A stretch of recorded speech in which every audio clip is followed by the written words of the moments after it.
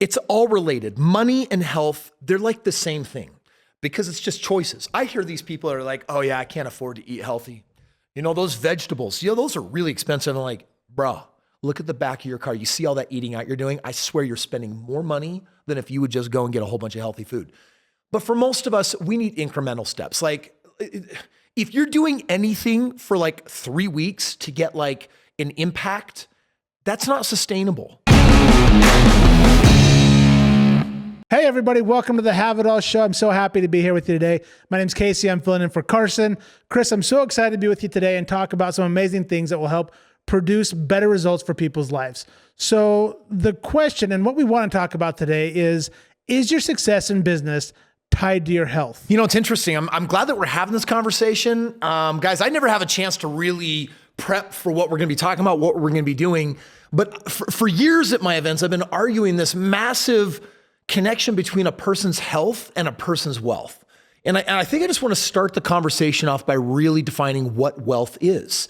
If you say that wealth is the money that you have, then tell me, what's it like when you have a pile of money and literally days left to live because of maybe poor health choices? Not just like, oh, I'm 97 years old, but I'm talking about like, well, you know, between some of the lifestyle choices that I made, I didn't really take very good care of my body. And as a result, guess what? Like, there's a point in every unhealthy person's life when they would trade every last penny that they have for more time. And so I think we need a broader definition, Casey and everyone, what wealth really is. Because for me, your real wealth, yes, it is your financial ability. But you know what? It's also your energy levels. It's also your body and what it'll allow you to do. And you know what? It's also the status of your relationships. Because by the way, when you're feeling hell at home because you don't have your ducks in a row and things aren't fully organized, tell me, how well are you focusing at work? Or now does work become an escape? And by the way, anytime you're in an escape, anytime you go to an addiction, anytime there's a part of your life that is off kilter, out of sync, you're out of alignment. When you're out of alignment, dude, you're not really loving your life. You're just liking parts of your life when you could be loving your entire life. You know, Kris, it's been said that the snooze button is the worst invention of all time. Yeah, no, actually, I don't think that is the worst invention. I think the worst invention is the sound that comes out of those alarm clocks. Right? So here's a question, Kris. Do you hit the snooze button? Never. No. So first of all, let's get clear on something. How we do some things is how we do all things. And so watch this pattern. My alarm goes off. I hit the snooze. Now, by the way, why is this person hitting the snooze? It's because they don't have to be somewhere.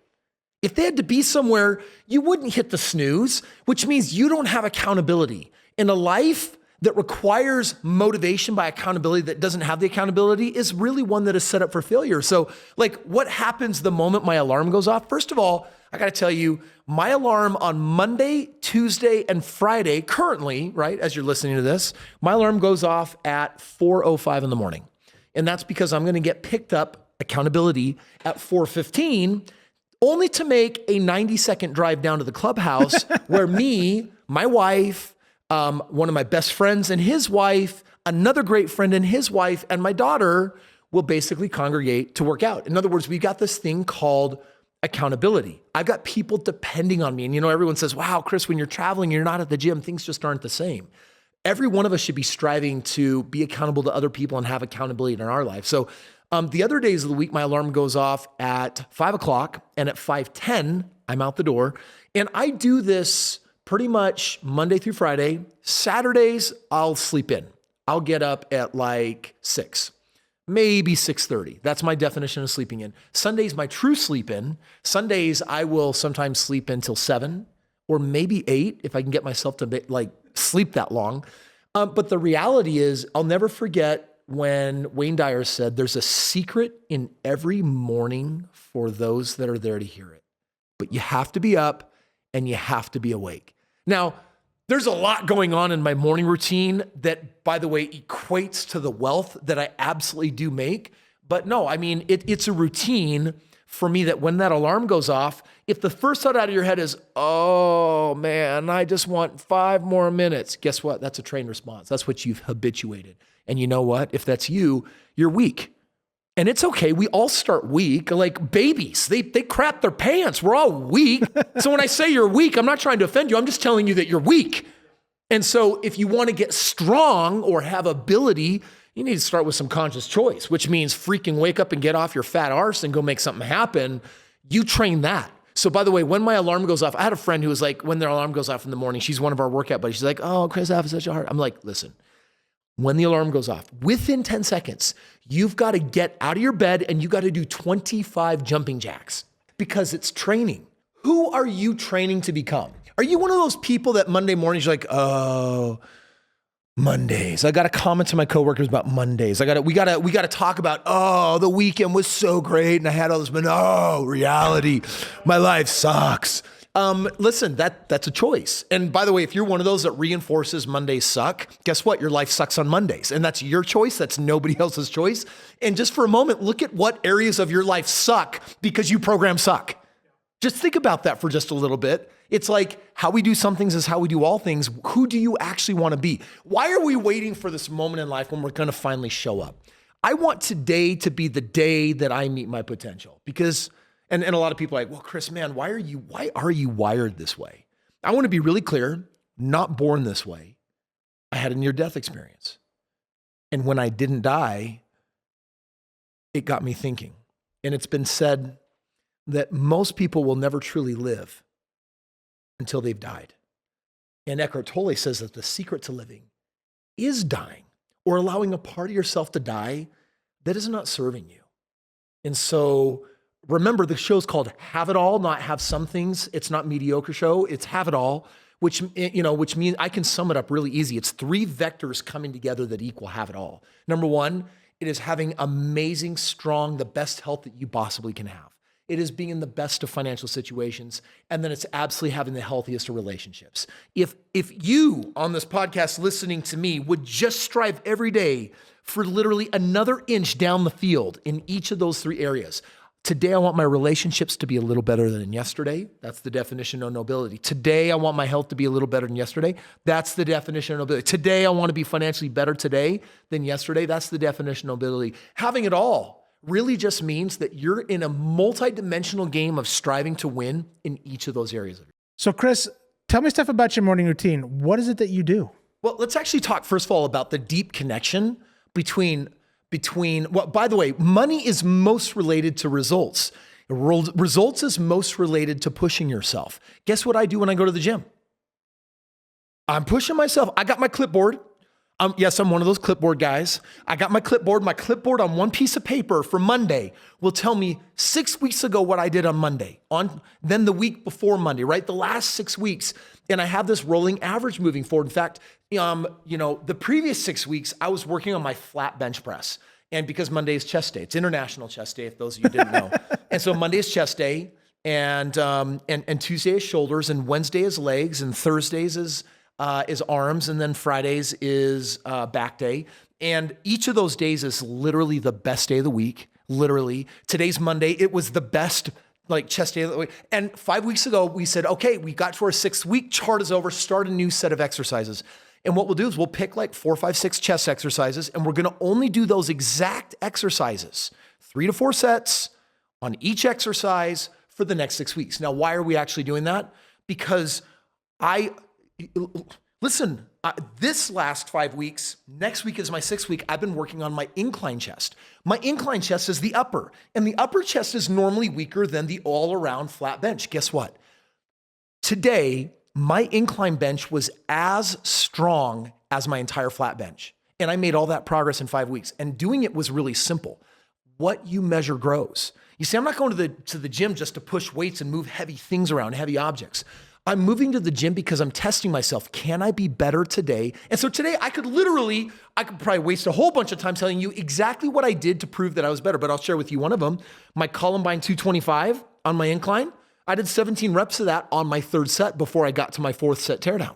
By the way, putting 4 plates on and doing at 225 pounds, which is my body weight, being able to do that 17 reps in a row on my incline, that was 5 reps more than the week before. There was a huge growth from one week to the next. Another one is I'm always laying in 30 to 60 minutes of cardio. And the whole purpose of cardio is to get my body to be faster in all these different ways. And they've got this machine there at where I work out. It's this elliptical machine. And the elliptical machine goes to level 43. And by the way, if you want to sustain level 43 for even a minute, you have to lean forward and you've got a truck and the machine will turn off if you don't maintain at least 50 beats a minute. And it is hard. Well, the first time I did it for like 3 minutes and I was choking up blood. You ever work out where you're like choking up blood? I'm like, oh my gosh. The next time I went 5 minutes, then I went 7 minutes, then I went 10 minutes. Last week, I got myself up for the first time to 30 minutes. I could believe for 30 minutes straight, I did the highest level 43 and sustained it for 30 minutes. Today I did 40 minutes. The body, when it is stretched and pushed, is always more capable the next time. It's not like, wow, Kris, that's amazing. It's hard things become easy when you push yourself. And it's not about the gym. It's not about cardio. It's not about like how you look. It's not about the weights. It is a pattern for how we do life. The worst situation that most people find themselves in is having a 9-to-5 job where someone says, whether you work hard or not, this is what you're going to get paid.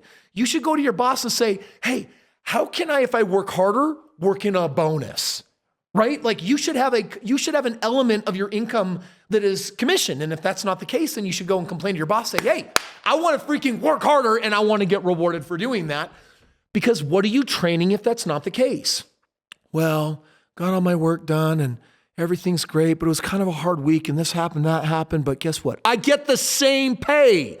That's communism almost. That's socialism. That's called sameness. You're not getting rewarded for like doing anything different or new. And so, man, I'm just telling everyone in your relationships, how would you like to be rewarded for becoming the best lover? In your finances, how'd you like to receive a financial reward for getting higher ROI? Hello, it means make more money. How would you like to in your body work harder and then literally like increase your chest size, decrease your waistline, feel stronger, feel more capable? I mean, right now, I'm 41 years old. I'm in the best shape of my life. I could kick my 30-year-old's ass right now. And I've made a commitment when I'm 50 years old, same thing. Eventually, every one of us makes a decision, whether we're aware of it or not, where we say, I'm past my prime. And we allow ourselves to invent stories. Well, my knees hurt once running, so now I've got bad knees. And by the way, once you think you got bad knees, guess what you got? They're always just bad knees. And all the body's doing is it's talking, it's saying, yo, you pushed really hard that day, or I had this other thing going on, or I just wasn't feeling it. We're so mean to our bodies. But our body needs to be, it's a machine. My mind, so let's talk about what's really going on. I'm working out my body saying, I'm going to push you to your limit so that tomorrow when I do the same thing, it's easier. Can you imagine what happens after 30 days? Dude, I just challenge everyone right now. Get a membership or go somewhere where you can get on a piece of equipment. I don't care what the equipment is because the equipment doesn't matter. It's being better every day at the same piece of equipment that's better. And being better literally means going longer or going harder, meaning lower resistance. And I don't care where you start. I don't care if you start at a slug's snail pace of walking at 1.8, like you got nothing better to do. If tomorrow's 1.9 and the next day is 2.0 and the next day, you fast forward 2 weeks and you're going to be going at 4.8.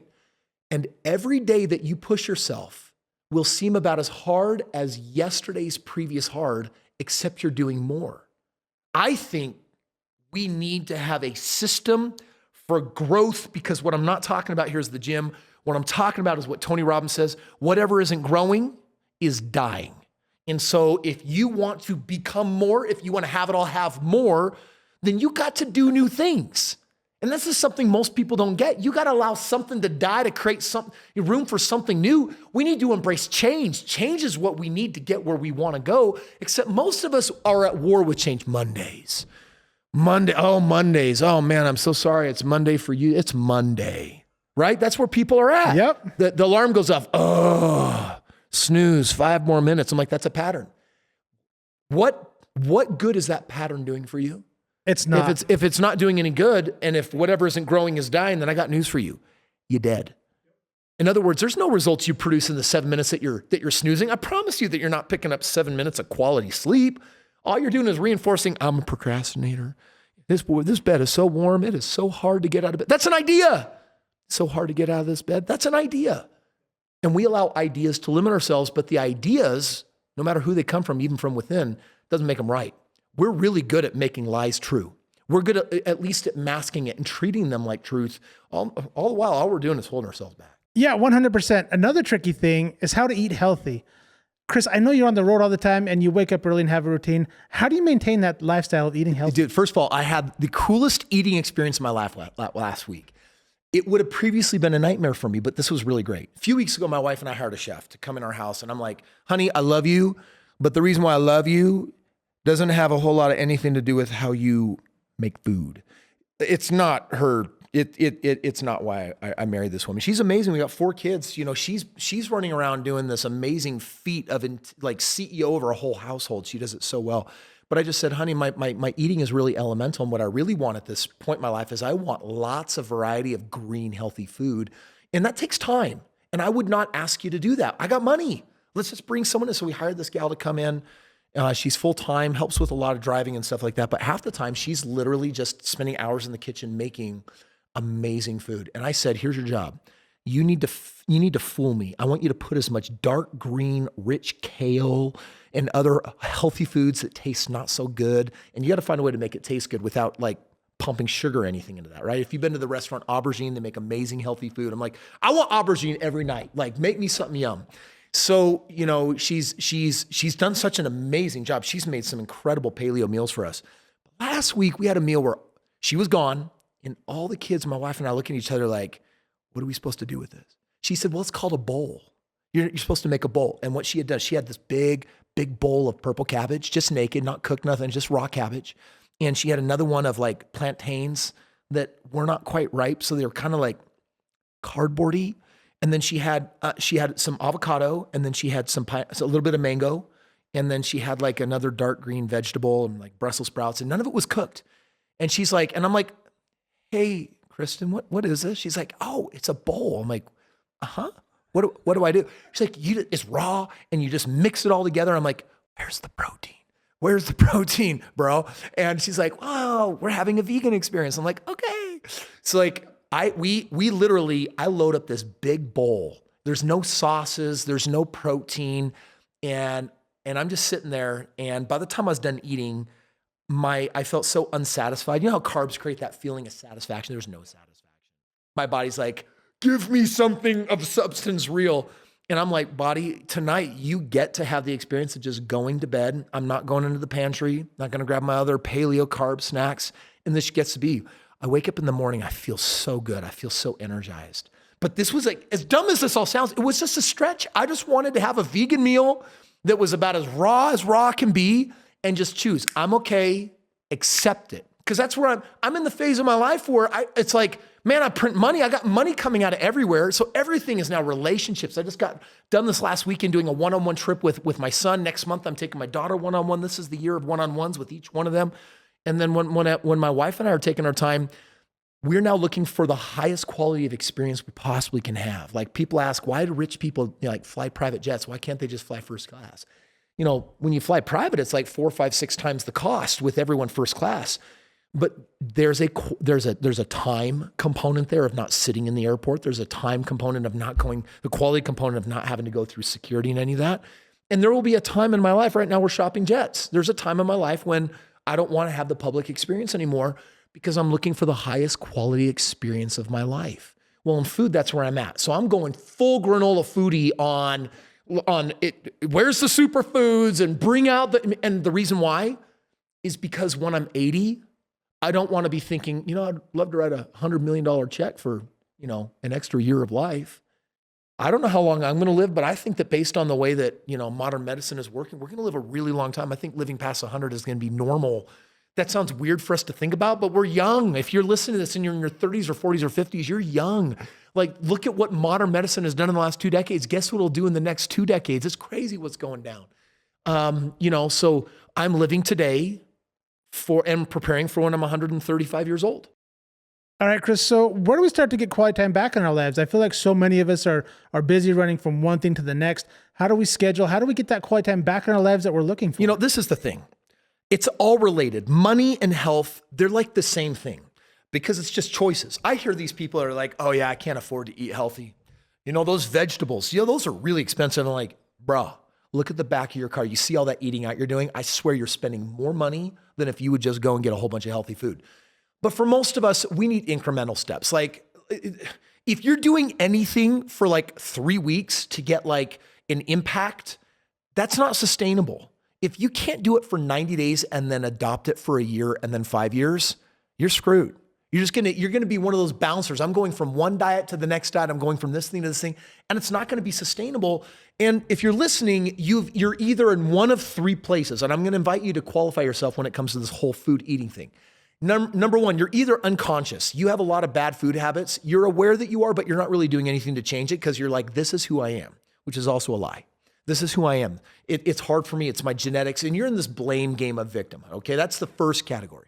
And it's okay if that's where you're at. By the way, we all start usually in that unconscious category. The next category is when you graduate to, choice. I got choices in what I can do. And so you start saying, I'm going to diet.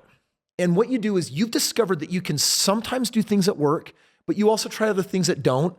And you're in this game of Russian roulette. Sometimes it works, sometimes it doesn't. Sometimes I give up because I'm sick and tired of trying and failing. And so once in a while, if I push, I can get it to work. That's that middle category. Here's the third category.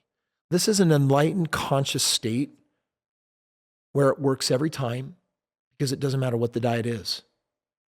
As long as it's a superior choice than one you've made in the past and you're willing to sustain it, then guess what? You must become your potential when it comes to your health ability. And everyone should ask where they're at in that journey. I mean, for me, I think that I exited the unconscious realm when I was a teenager because I saw that unconsciousness with my parents, deeply overweight. And I'm like, man, I don't want that. I don't want that. My mom's in bed all day. I don't want that, So, but I'll tell you that I spent a couple decades of my life in this, well, sometimes it works and sometimes it doesn't. And it was a different type of victimhood where sometimes I could be accountable and sometimes I couldn't. You know that you're ready to graduate to the third level of health when you're willing to pick something and say, well, I'm going to start by doing it for 90 days. But honestly, that's just the first quarter of a year. And then when I get to a year, I'm going to do it for 5 more. That's permanent. You've got to graduate to a point where you can do something permanent. Now, by the way, the level of self-discipline that it takes to be able to do that, how does that translate over to money? Oh my goodness. They're the same game. They can be so much the same game. If you know how to be super, super healthy, get a mentor in the game of finance and apply the same disciplinary skills. And I think that there's huge correlation between health and wealth, but more importantly, just overall this conversation of what is wealth and just being able to enjoy your life. All right, Kris, rapid fire. I want your take. Is there a link between health and positive relationships? Oh, well, let me ask you, I ask myself privately this question all the time, and I might be the weirdo. I've actually never outed myself out this, so I'm going to do it. But I made the decision when I married my woman. I told her, it was like from that movie, I'm going to lasso the moon. Remember, It's a Wonderful Life? And I just thought, I was inspired by that. I was like, I was so poor at the time, but I'm like, I want to give this woman everything I can possibly give her. And I made a commitment to her. I said, my commitment is to give you everything. And so as time has gone on, I've done everything that I can to make good on that promise. And that promise has not just been one of finance, but that promise has been in my health too. I mean, honestly, does my wife want to make love to a 100-pound overweight man that doesn't have to be? I'm just being honest. And I'm just sitting there. I'm like, if I were her, I don't know if that's what I would really like. And so I reflect on that and I'm like, well, what would she like? And it's not just doing something for the other person, because anytime that you build who you are and beast yourself into someone that is just reactionary to people please those around you, you'll always be a weaker human that can do it for the right reason, which is because you love yourself. So you've got to get to that core. But I've done everything in my power to give my wife the strongest, fittest, 225 pounds, 6'3" man that has sub 10% body fat. Because first and foremost, it is a gift to me. It's a way to honor my life force, or the temple that God's given me and how I take care of my body. But it's also a gift that I'm giving to my wife. And frankly, it's a gift to my kids. Guess what? Dad, throw the ball with me. No, son, come throw the ball with me. Like, we can get up and we can do things. There is a tie between health. And by the way, let's leave image out of it for just a moment. Let's just talk energy, raw energy. Who has more energy? Someone who's hyper healthy or someone who struggles with their health? And health, for most of us, it's not all of us, but for many of us, it's a choice. And so we have a lot of lifestyle problems and issues today where it's like, listen, I only get to be a dad for these 18 years before we graduate to more of a peer relationship. So like with my daughter, she's 15, I got 2.5, 3 years left. That's it. So am I putting my best foot forward to be the best version, the have-it-all version of me? Or am I giving her something substandard? And by the way, if it's substandard, what I'm actually doing is saying, this is how you be an adult. And if there is one thing I'm honestly scared of because of my near-death experience, it's regret. I just don't want regrets. And so I know that I know that I had the example of my parents both being overweight, what their energy activity levels looked like, being stressed about money and working really, really hard, et cetera, et cetera. My mom living often, from her bed, and that's how she did life.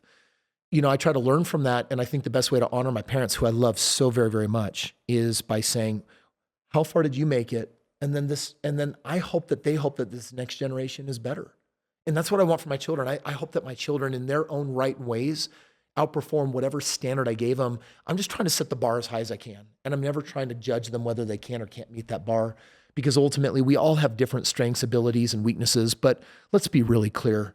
The lack of self-control, it is trained and it is untrained. It is something that you can train out of your system. The lack of self-discipline is not biology. It's not who you are. There's so many excuses that we turn to. And if you're like, well, I don't have the money that I'd like in life. I'm like, well, listen, all I have to do is just take one look at where you're at with your body or your health or the choices that you're making there. And even though it's not my job to judge you, if you're struggling in one area of your life, it usually translates to another. So I find that there's a deep connection between relationships, health, and the game of money. And that's all they are. They're games. So I'll just throw this. I know you're doing rapid fire and I'm just not letting that happen. But my family makes fun of me. My kids make fun of me because they know that dad hates peas. Why do I really hate peas? Is it really because of how they taste, or have I built an ideology around the idea of the taste of a pea that I find so repulsive? And 2 weeks ago, we were sitting at the dinner table and the peas were there and all my kids were laughing at me. And I started eating the peas.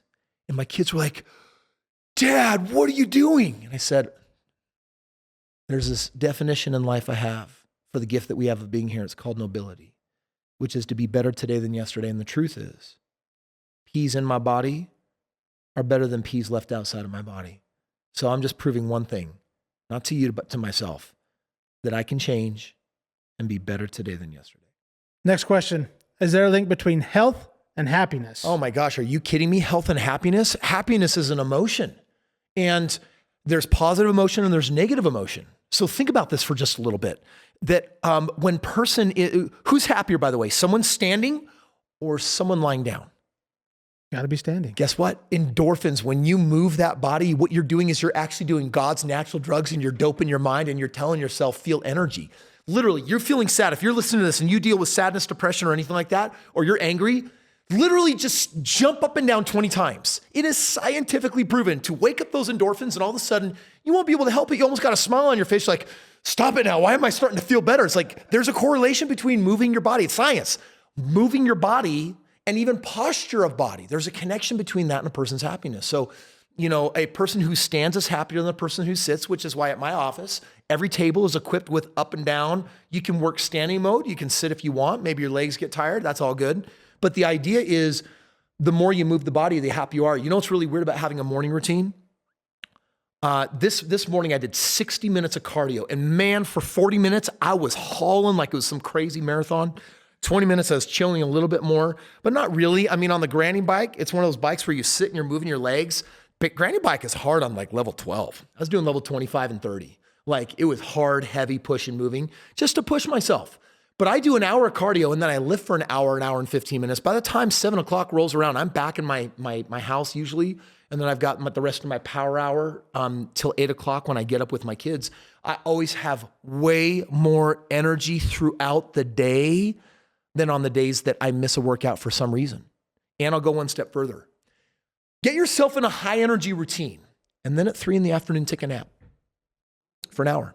And when you wake up from your nap, ask yourself, when you get out of bed, how do you feel? You feel like shit. You do not feel good. Your body doesn't, it's almost like your body's like, didn't you just put me into sleep mode again?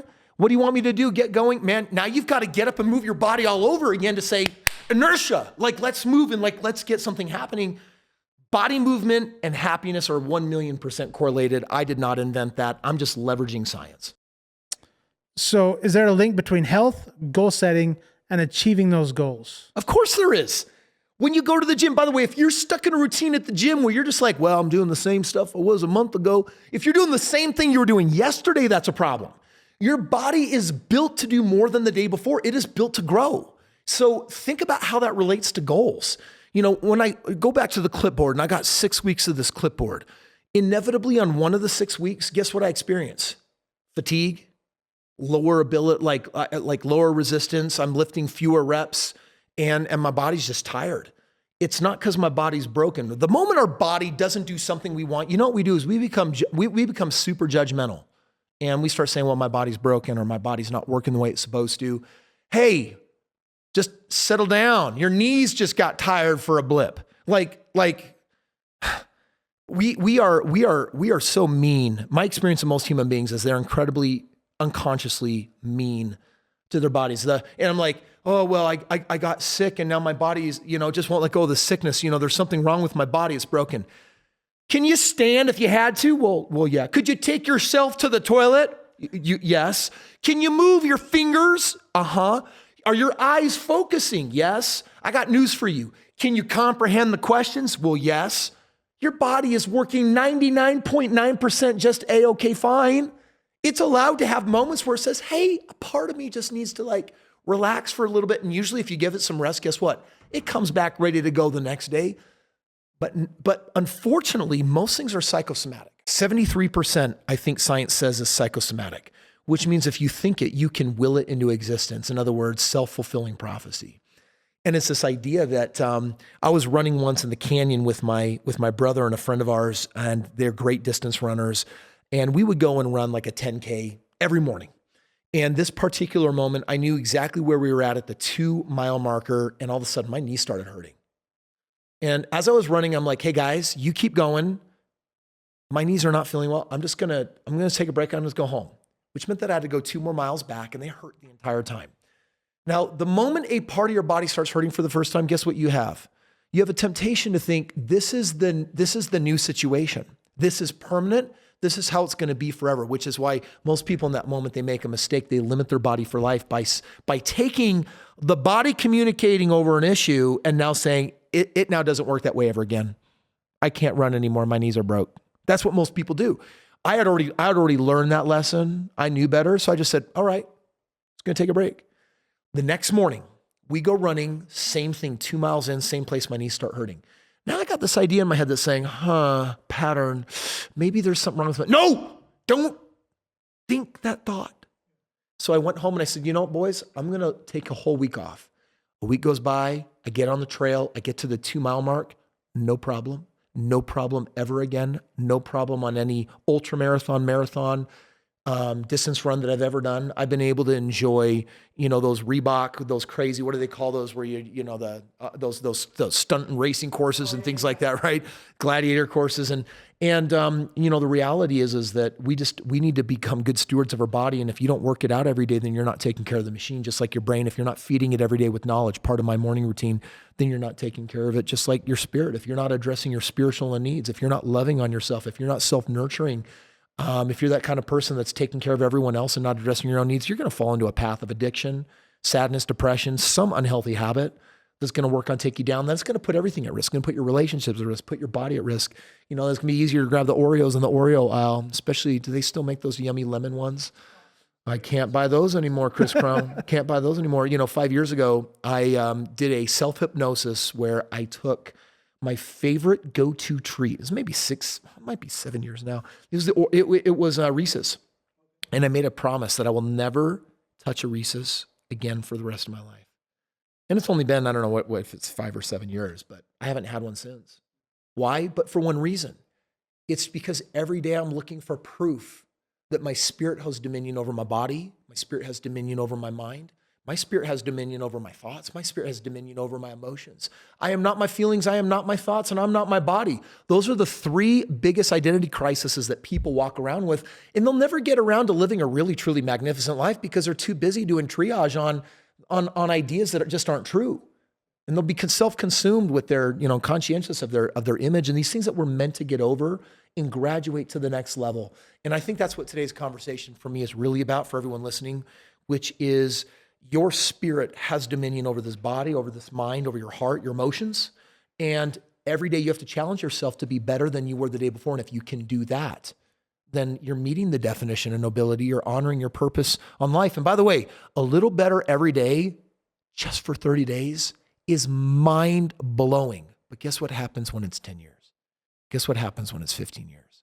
I'm now looking back over all those years and I'm just like, I get why I'm working on multi-billion-dollar businesses now. Those were natural byproducts that had nothing to do with luck. It's a byproduct of just living a certain way. So, man, if I had to give myself one piece of advice and go back to the very beginning, I'd say, Kris, make sure that every day you're just a little stronger, a few more reps, a little bit more weight, a little bit faster. With your relationships, write down all your core relationships. What can you do to throw down a little bit more love, service, and energy to make them a little bit better today than they were yesterday? Kris, financially, you can make a choice today that financially will leave you better off today than you were yesterday. What's that choice? And if we live by inquiry, asking questions like this, you can't help but make inspired choices. And if you start stacking that up over day after week, over month, over year, decade after decade, I think no matter what age you are, you're going to look back and you can be proud of this one thing. If you met your maker that day, you'd say, hey, it's not the choices I made, it's who I became. And this is what it's about. Having it all is really being in the game where you are becoming something magnificent. Boom. I don't think there's a better way to end the podcast, Kris, to end the Have It All show today than with the knowledge you just dropped on us. Hey guys, if you loved what you saw here today, we're super excited to share a little bit more of that with you. We do have an event that's coming up. Please go to Kris Krohn, www.kriskrohn.com/live to make sure you get registered for our upcoming event. Thanks guys. Talk to you soon.